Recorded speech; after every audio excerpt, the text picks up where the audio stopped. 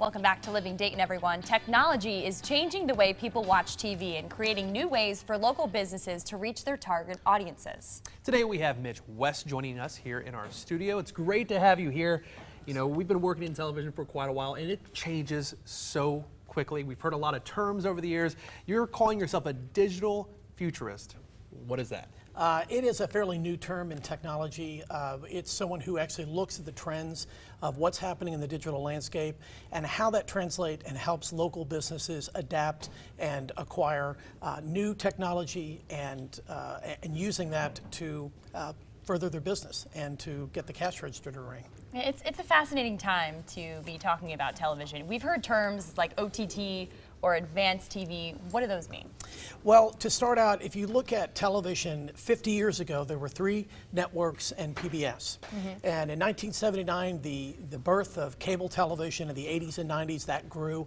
And today, we have over 100 live streaming platforms out there. And the terms that we talk about OTT is over the top. That's people who are using Roku and Apple TV to get their programming. CTV is connected television. That's the smart TV sitting in your living room that you access those apps through your Wi-Fi. And of course, full episode players, or you're able to watch your favorite NBC shows like This Is Us and Saturday Night Live. Love both of those. Me too. What kind of folks are using that? Are they typically younger people? You know, that's the biggest misconception, is that this is a generational decision, that only Generation Z and millennials are using. Generation Z, by the way, are the 3 to 23-year-olds today. But actually, the largest number of cord cutters are 55 plus. This is an economic decision. That is why they're cutting that cord.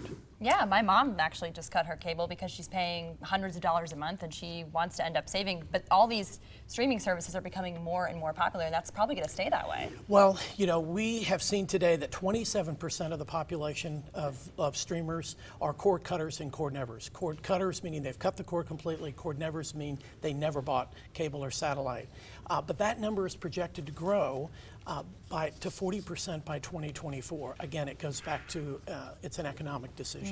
I remember we were talking about this one not terribly long ago, just in our work area, that everybody is coming out with their own streaming service. Before it was just Netflix and Amazon Prime, and we're hearing that Disney is going to have their own. What's going to happen to those other guys? So what's going to happen is those content agreements that are with Netflix and all those are going to go away. You're right, Disney is launching Disney Plus this fall.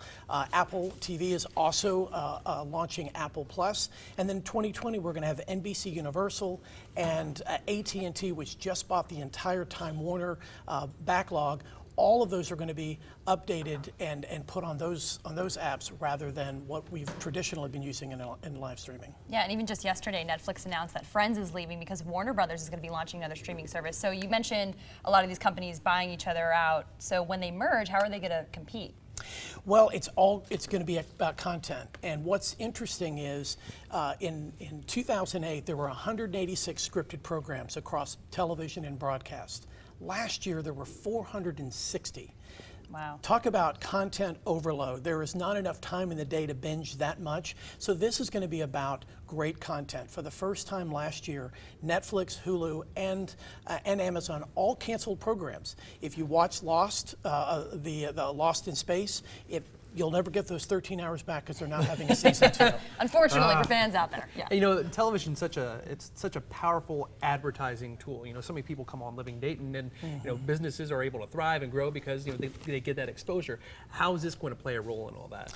Well, what is great is that many of your viewers today are actually watching not through cable and satellite or even through broadcast antenna. They're watching through platforms like YouTube and Hulu Livestream, and so we're able to access that inventory. We're actually able to help them extend that message. So if they're buying advertising, and television advertising in particular, that message can reach those cord cutters, those cord numbers, and those that are still using some of their cable and satellite, but at the same time are able to use these platforms as well. It's an interesting time we are living in. So if you want to learn more, we have some information that's going to pop up right here. That's who you can contact if you have any questions.